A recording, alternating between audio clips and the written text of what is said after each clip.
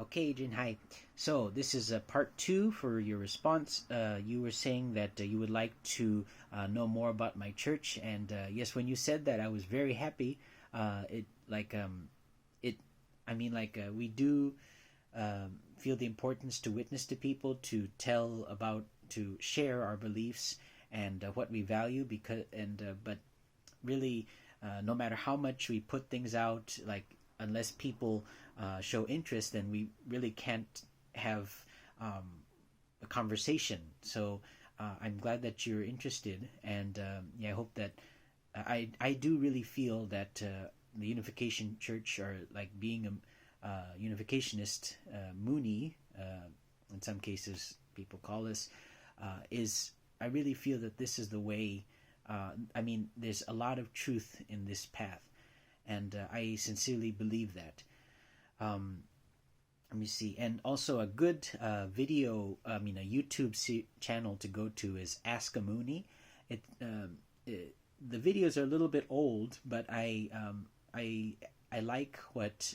So he is the person that's talking. He's a also in kind of the same position that I am. I'm his parents were let's see, married, blessed, and are married in a mass wedding, and then so and he is just, and he was born, and he just kind of expresses how he feels about the movement, and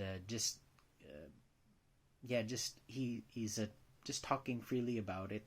I really recommend that you go check it out. I'll try to leave the link there too, and yeah, I like him a lot. So, and I also thought that your experience with let's see, Peruga, I couldn't really find the English translation for it, but yeah, that you went to door asking for the for eggs in the saint's name, I think, and then it was cured. I feel, yeah, like I can sense that you're really a spiritual person, even if you don't go to church, and yeah, I think that's yeah, there's really like a spiritual side to everything, that really the spirit world is a big part of our lives, no matter whether we sense it or not.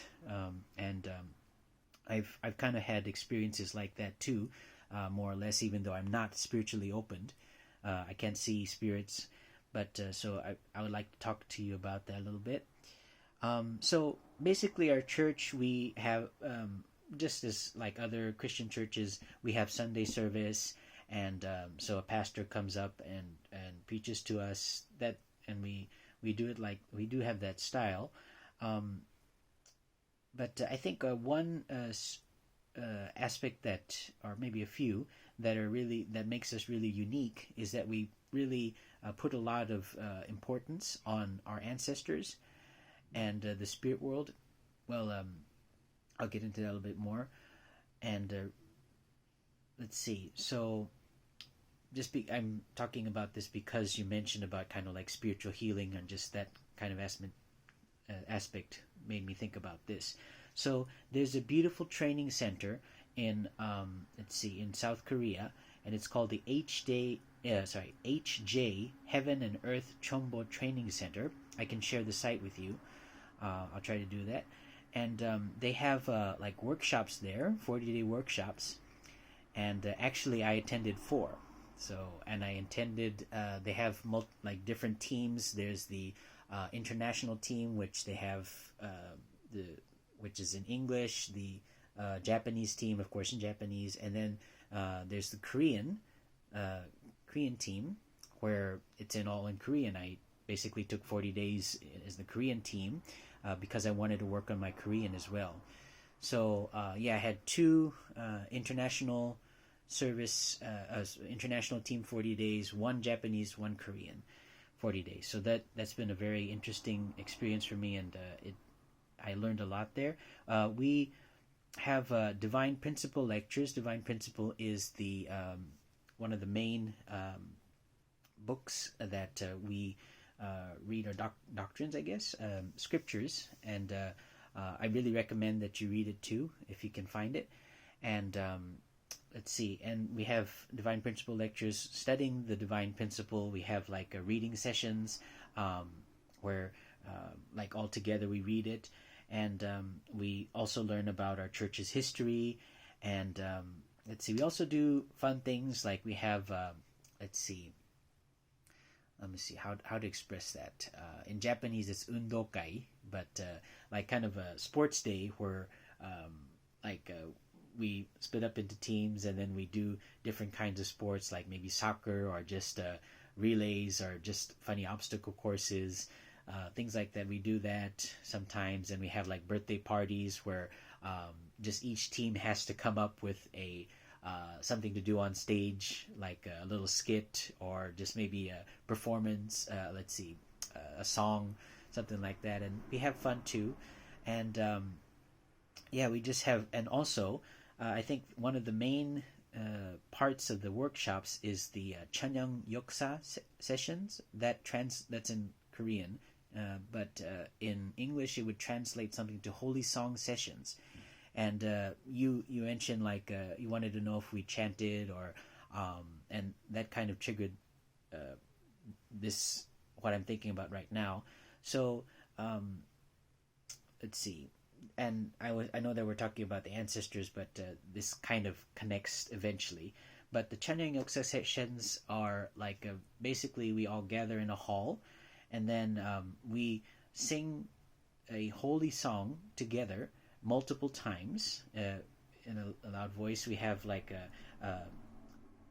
some people up front on stage, and then they kind of lead the holy song session, and then we not only sing but we actually like clap, and then let's see, we clap, and also at some points we kind of start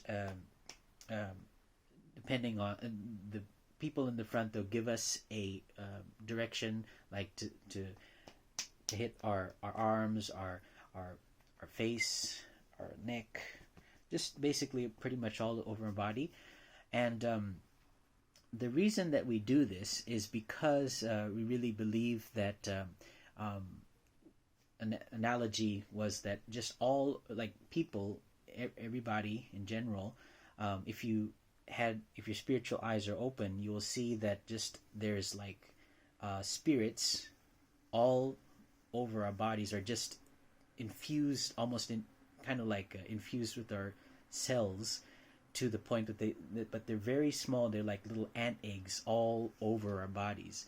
I know that sounds kind of gross, but it's I'll get into that a little bit more.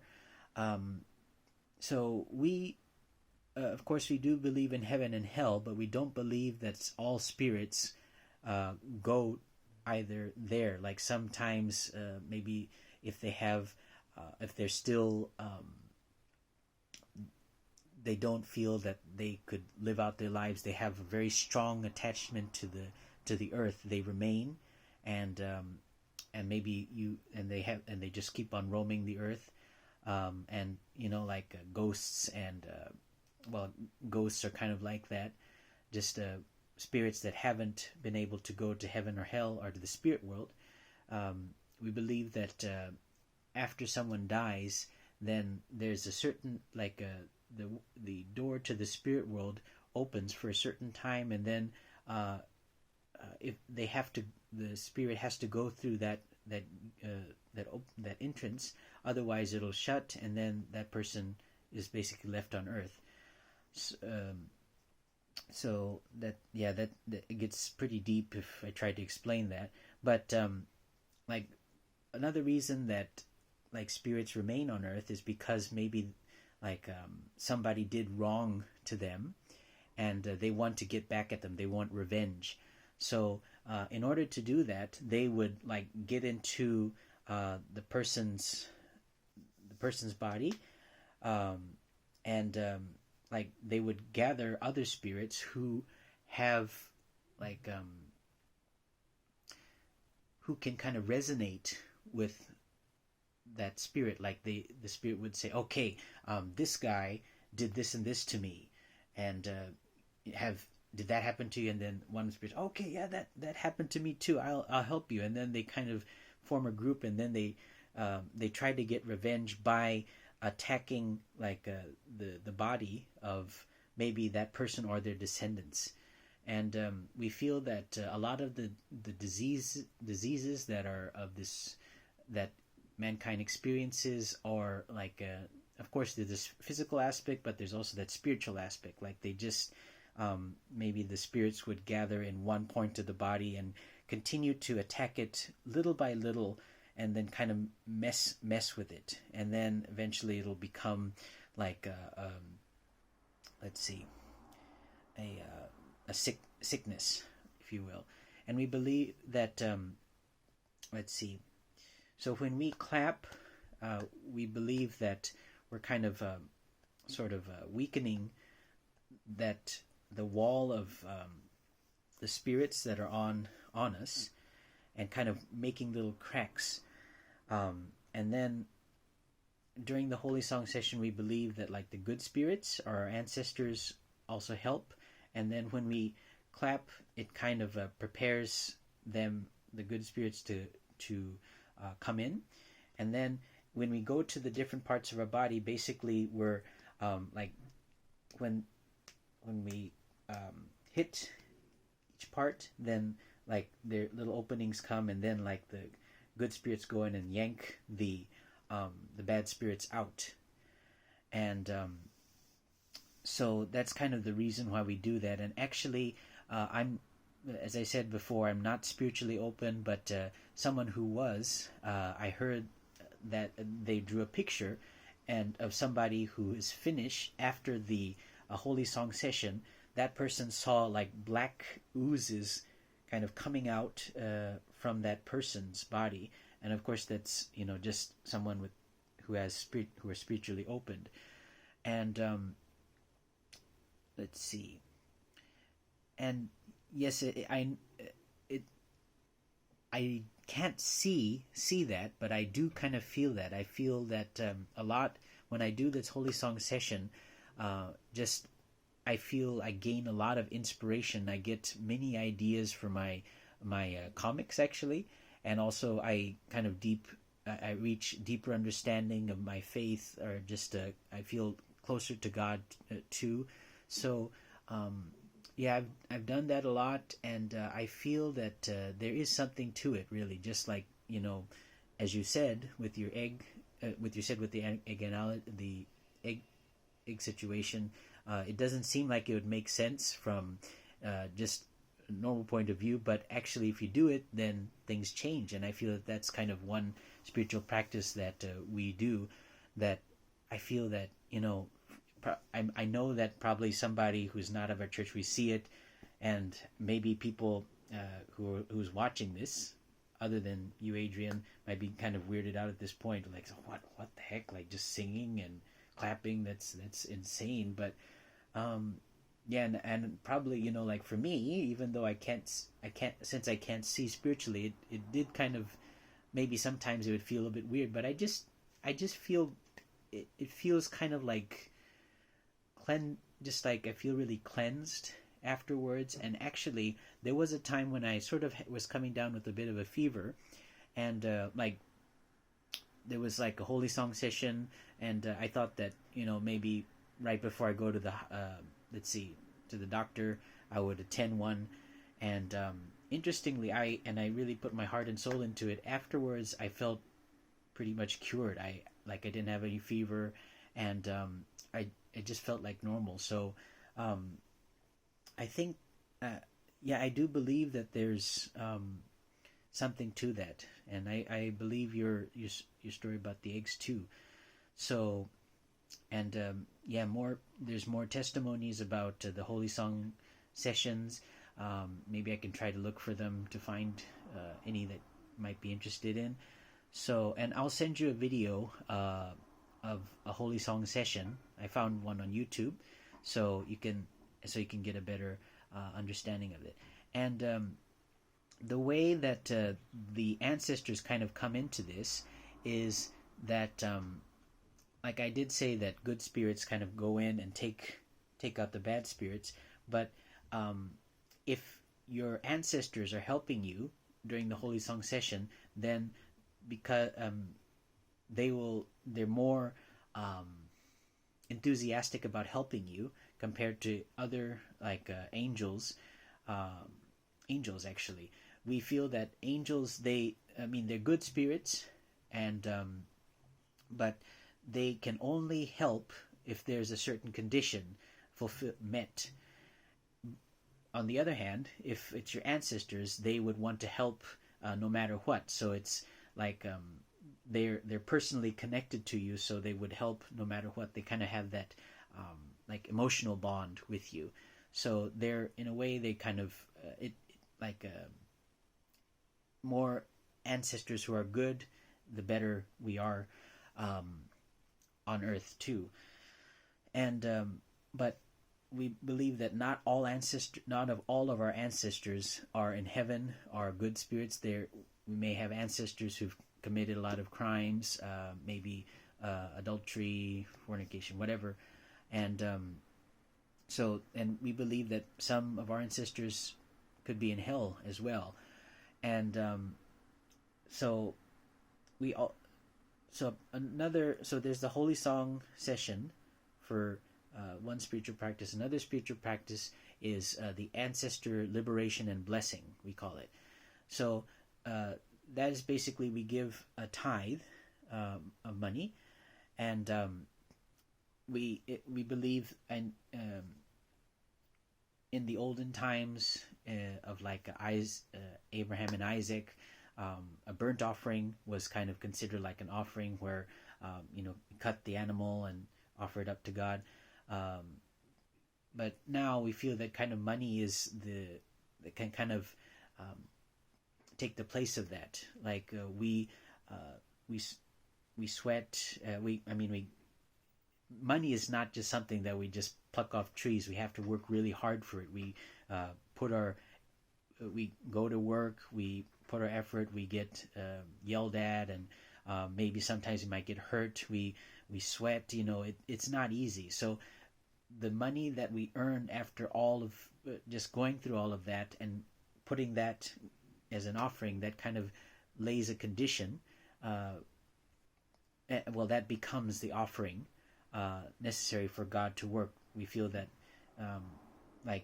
God can't just do everything for us. We need to fulfill a certain part of responsibility. We need to work, do our very best, and when we do our very best, then God can finally come into work, because that's how God made it. Because He wanted mankind to become more like Him, and so instead of creating us just like robots to just fulfill everything, He gave us a portion of responsibility,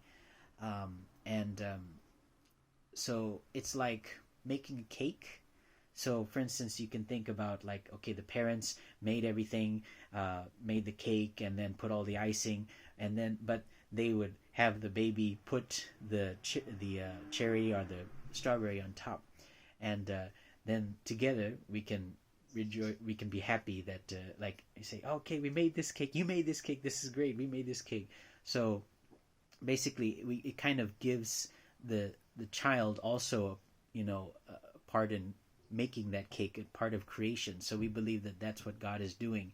God does 95% has 95% responsibility, and mankind has 5% responsibility. Even though 5% sounds a little bit, that means 100% for us. So, and that was so that we can be kind of like God together, like we can be one with God. I guess I can't really explain it very well, but maybe there's somebody who can. But let's see, where was I? Sorry.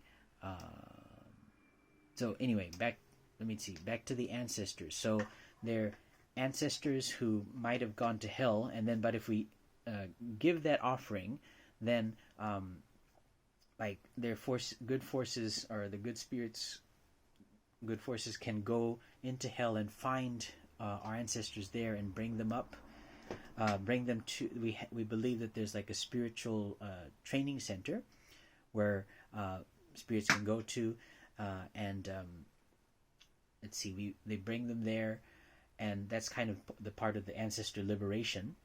And then there for 100 days, there's like 100-day workshop, we're told, where the spirits or the ancestors, they look back on their life and really look at everything, remember everything, and like if there's any wrongdoing that they've done, they repent for it and really try to wash it away and really cleanse themselves as much of their sin as possible. And really, I heard that there's like divine principle lectures as well, and really making themselves better spirits. So once they're the sin that's kind of encasing them as like dirt or grime is taken off completely, or not taken off, then there's one sin that remains, and that's original sin. We believe that Adam and Eve, through committing the act of the fall, inherited this sin, and that has been passed down through mankind to this very day. And the only way that the original sin can be resolved is through the Messiah. And of course, Jesus was meant to do this, but because he was put on the cross, he wasn't able to fulfill that, and that's why we believe, and then that's why he said that he will come again. We Unificationists, we don't believe that Jesus meant to come to die. That wasn't that wasn't plan A, that was just plan B. Originally we believe that Jesus was meant to come, find a bride, and then together create a family, and then that family would be kind of like the blueprint for all mankind to fulfill. And Jesus should have been really honored as king, and really if he could become the center of the world, then really God can work directly and help to create the kingdom of heaven on earth. But sadly, Jesus was not able to find that bride and couldn't create a family. So that's why, in order to fulfill or push the providence forward, he needed to get on the cross. So it was something that Jesus didn't really want to do, but he needed to do. That's why, in the Garden of Gethsemane, they say how he prayed that not as I will, but as thou wilt. If it's possible for this cup to be passed, then please let it be so. I know the order is a little bit different, but so Jesus was, it was a very difficult path for Jesus to go on the cross. But anyway, so that's why he needed to come again, and we believe that Reverend Seungmin Moon is the second coming. If you can read his book, the autobiography of him, when he was a young boy, on Easter Sunday, he was praying fervently, and then Jesus appeared before him, and then he asked him to fulfill that mission that he couldn't. I heard that True Father refused to do it because of the magnitude of the task, but Jesus said that you're the only person that can do this, and then finally he said, okay, then I will take this on. And I know that so some people may say that, oh, he's just saying, he's self-proclaimed Messiah, he's a crazy man. There are people out there who are really crazy, who are pretty evil people that say that they're the Messiah and trick a lot of people. But honestly, I feel that when saying that Reverend Moon is the Messiah, the second coming, I'm pretty okay with that. And just the things that he's done, I can't name all of them really. But I know that he created the Washington Times. He's really helped. He met with Mikhail Gorbachev, and to really make Russia more, to kind of help Russia out of the communist, being communist, and he's also created victory over communism groups too. They had big rallies before, and then in Japan too, there's a victory over communism, talking about the mistakes, the the what's wrong about the communist ideology and how it's dangerous, and then also presenting a solution to that. So just also I've learned so much from Reverend Moon, True Father. I feel that if he didn't exist, then of course I wouldn't exist, because of, like, he matched my parents, and I exist because of him. But if I did exist and he wasn't there, I probably and I would never have developed a connection to God, I think, and I wouldn't see any, like, value in a world full of evil existing, and I probably would have become a terrorist or something, I think. But my religious beliefs have really, even though I may have a lot of anger, really have taught me to really change that. That's not the solution. That I need to really digest that, to really change that into, like, compassion. And the only way to really solve the situations of the world is to true love and really creating beautiful, wholesome families. So I really I feel that the church has done so much good for me, and and also another thing, just being the Messiah.